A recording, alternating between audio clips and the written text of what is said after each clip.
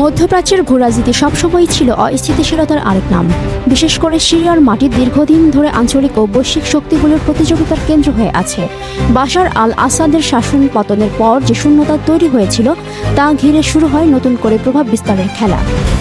তুরস্ক তখন কৌশলগতভাবে লাভজনক অবস্থানে দাঁড়িয়ে যায় এবং সেই সুবিধাকে কাজে লাগাতে আঙ্কারা বেছে নেয় সতর্ক পররাষ্ট্রনীতি। কূটনৈতিক আপোষ, আঞ্চলিক ভারসাম্য আর আঞ্চলিক মালিকানা ধারণার উপর দাঁড়িয়ে গড়ে ওঠে তাদের নতুন সিরিয়া নীতি। কিন্তু ইসরায়েলের আগ্রাসী পদক্ষেপ সেই ভারসাম্যকে দ্রুত ভেঙে দিচ্ছে। এখন প্রশ্ন হলো, তুরস্ক কি শুধু কূটনৈতিক পথে আগাবে নাকি আরও সক্রিয় সামরিক কৌশল নিতে বাধ্য হবে?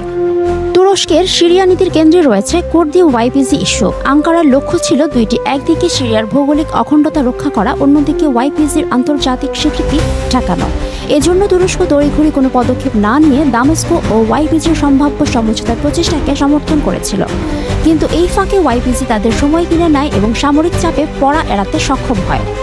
অন্যদিকে ইসরায়েলও সিরিয়ার ভেতরে সক্রিয় হয়ে ওঠে। দামেস্কের সামরিক সক্ষমতা দুর্বল করা, গোলান মালভূমিতে নিয়ন্ত্রণ বাড়ানো, দক্ষিণাঞ্চলের ড্রুজ সম্প্রদায়কে হাতিয়ার বানানো এবং প্রতীকী বিমান হামলার মাধ্যমে নিজেদের উপস্থিতি জানান দেওয়া সবই ইসরায়েলের পরিকল্পনার অংশ। একই সঙ্গে ওয়াইপিজিকে কাজে লাগিয়ে তুরস্ককে কোণঠাসা করার কৌশলে শুরু হয়েছে। এর ফলে সিরিয়া এখন তুরস্ক ও ইসরায়েলের সরাসরি প্রতিদ্বন্দ্বিতার নতুন মঞ্চে পরিণত হয়েছে। এখন প্রশ্ন হচ্ছে, তুরস্ক কিভাবে ইসরায়েলের আগ্রাসন মোকাবেলা করবে?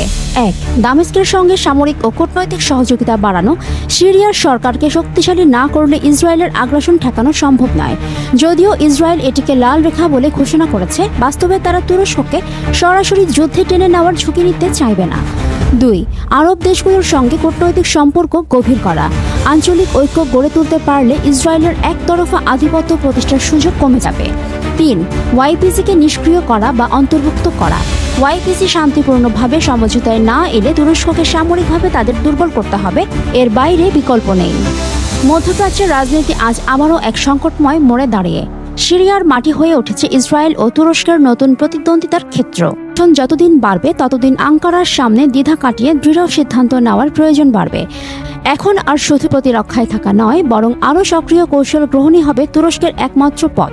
কারণ তুরস্ক যদি শক্ত অবস্থান নেয়, তবে তেল আবিব বা ওয়াশিংটন কেউই সরাসরি যুদ্ধে জড়িয়ে পড়ার ঝুঁকি নিতে চাইবে না।